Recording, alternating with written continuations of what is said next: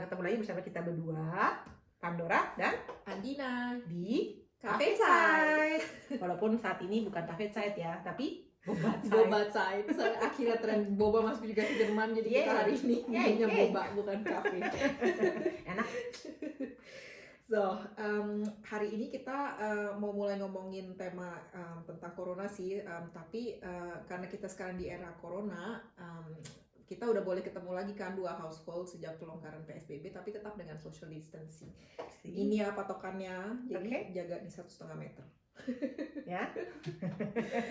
Gitu. Kita mau ngomongin apa hari ini, Nak? So hari ini kita mau ngomongin, sebenarnya gue penasaran sih sama kegiatan Pandora sehari-hari. Pando kan kerjanya tuh sekarang di praktek dokter, family doctor kan, sebagai namanya Hausärztin kalau di Jerman.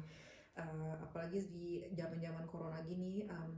Kalau tentang coronanya sendiri sih kita hari ini nggak bakal ngomongin ya, karena udah banyak banget kan yang ngomongin biar nggak bosen. Sekarang tuh sebenarnya gue lebih tertarik kayak nanya Pandora tuh gimana sih sekarang di kehidupan dia, kegiatan dia sehari-hari di praktek sejak ini era new normal inilah, sejak pelonggaran PSBB ini udah diberlakukan dari awal Mei. Gimana Dok kegiatan lu sehari-hari di praktek? Banyak kerjaan nggak lu? Kalau mau jujur enggak. Ternyata jadi dokter di Jerman itu kalau yang di rumah sakit sibuk banget ya, cuma kalau yang di praktek. Jadi sebenarnya sibuk nggak sibuk, karena sebenarnya kan kalau kalian udah tahu lah ya, terus gue udah pernah ada video juga webinar gitu, gue udah pernah cerita di situ sama KBRI. Di situ gue bilang bahwa sebelum mereka ke dokter, ke Hausarzt, ke family doctor tuh mereka harus telepon terlebih dahulu. Jadinya mereka akan kita aturlah alur mereka kedatangan mereka ke praksis, dan kita tuh mengatur mereka tuh nggak boleh yang di ruang tunggu tuh lebih dari 3 orang. Oke. Jadi kita selalu pasien datang kita lihat ruang tunggunya berapa orang. Kalau misalkan ternyata udah lebih dari 3, udah misalnya 4, kita masukin mereka ke ruang periksa masing yang Masuk ke ada dalam ke ruang pemeriksaan. Ya, gitu. Dan kita melakukan itu dengan cepat. Sebenarnya sih nggak jauh beda ya dari normal saat ini. Yang membedakan adalah saat ini tuh pasien-pasien yang elektif, maksudnya yang kayak mereka mau check up, mereka mau ambil darah, itu mereka udah boleh datang. Tapi tetap mereka nelfon terlebih dahulu. Jadi pokoknya semua orang yang mau datang ke praktek harus tetap telepon, bikin termin, dan nanti diatur sama prakteknya. Jadi nggak boleh sebisa mungkin nggak langsung datang ke praktek ya. Kalau mereka langsung datang, itu yang ada kita marahin.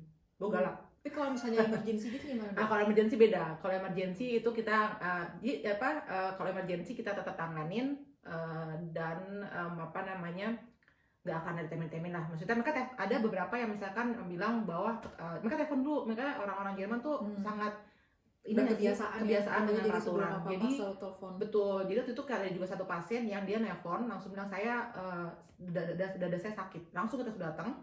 Dan saat itu ada 3 pasien. Nah saat itu 3 pasien kita tangani secepatnya. Biar pasien yang emergency itu bisa langsung. Betul. Ya itu sih sebenarnya kayaknya yang rada sedikit beda dan nggak beda dalam sebelum corona ya. Dan sesudah, bedanya hanya sekarang udah lumayan lebih banyak pasien lagi yang datang. Udah boleh datang check up, udah boleh periksa darah lagi. Betul. Tapi masih banyak home visit masih kita lakukan untuk pasien-pasien yang tua. Jadi kita benar-benar masih melihat siapa pasien yang boleh datang, siapa yang kita lebih baik dokternya yang ke rumah pasien itu. Gitu. Itu sih. Ya. Terus yang banyak juga tuh pada tertarik tuh rapid test dan PCR test atau swab test ya, Abstrich kalau di Jerman namanya. Di Jerman tuh yang sehari-hari dipakai tuh yang mana Dok? Kalau sehari-hari sampai saat ini untuk menginikan akut, maksudnya ya akut situasi, untuk bikin diagnosisnya, bikin diagnosis itu masih PCR, masih swab. Awal-awal kan kita praktek gue melakukan juga, gue melakukannya tapi lebih kayak ke drive-in gitu deh. Jadi yang di luar gitu ya, di tempat parkir kali gitu ya. Di luar di halaman belakang lah. Jadi pasiennya datang dengan mobil, atau mereka kalau nggak punya mobil mereka jalan kaki, dan itu gue udah siap dengan pakaian hazmat segala macam. Betul. Cuman saat ini praksis gue tidak melakukan hal itu lagi, lebih karena udah melandainya kurvanya udah melandai. Jadi pemeriksaan itu udah tidak terlalu banyak. Jadi kita sentralin. Jadi kita kirim semua pasien-pasien yang pengen PCR, pengen di swab, itu kita sentralin either ke dinas kesehatan atau ke ada salah satu praksis gede lah, intinya itu yang melakukannya. Atau nggak tetap ke 116 117 itu Bereitschaftsdienst ya. Betul, Kavodienst itu sih yang masih dilakukan. Dan PCR jadi sekarang yang di new normal ini sebenarnya banyak banget orang-orang tuh yang pengen di tes walaupun dia nggak punya gejala, karena mereka pengen lebih tuh biar mereka bisa traveling. Atau mereka harus kerja kemana gitu ya, kayak gitu betul. ya. Nah sekarang ada juga yang cuma penasaran pengen tahu. Nah itu juga tuh ada juga tuh, tapi ya benar-benar. Cuman kayak kalau kita awal-awal, gue masih ngelakuin untuk yang kayak gitu, yang buat yang cross border, kerja cross border tuh masih kita lakukan, karena maksudnya emang tuh dibutuhkan gitu. Dan itu mereka tuh maunya 2 hari sebelum mereka berjalan tuh harus udah ada itu negatif gitu loh, bukti negatifnya. Cuma sekarang ke di normal, bos gue kayak udah nggak mau lagi, karena mereka mikir itu kalau misalkan kayak gitu tuh mereka harus private, jadi bayar sendiri. Jadi biasa dibayarin sendiri atau dibayarin sama perusahaannya, betul. Karena itu kan tugas kerja ya. Itu kalau lo bayar sendiri 130 euro sekitar nggak ditanggung sama asuransi ya? Nggak, kecuali kalau yang ditanggung sama asuransi itu adalah ketika kita punya gejala atau kita ada kecurigaan suspek kalau pasien ini bisa jadi corona bisa jadi terinfeksi corona, virus corona gitu. Nah itu dibayarin sama asuransi. Jadi kalau misalnya saat ini yang buat private itu kita nggak pernah lagi, apalagi ada yang pengen reise doang untuk ke Australia traveling itu kita nggak mau ngelakuin. Jadi kita kirim aja ke praksis gede itu yang tadi gue udah bilang. Itu mereka ngelakuin dan mereka bayar di situ 130 euro. Ada beberapa yang mau, tapi ya udahlah ya, itu bukan, kita nggak mau lah, karena itu tetap aja dengan lo positif atau nggak dengan gejala tidak gejala, gue harus pakai itu kan.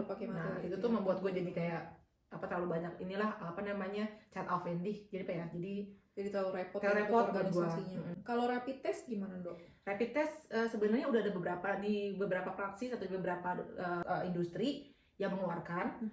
Cuman kita di praksis gue tuh nggak ngelakuin sama sekali. Mungkin di praksis lain ada, tapi kalau di praksis gue, kalau ada pasien yang pengen melihat apakah dia udah pernah terinfeksi, mereka pengen ngelihat antibodinya, kita bisa gitu. Dan itu tuh diambil dari darah, jadi serologi gitu.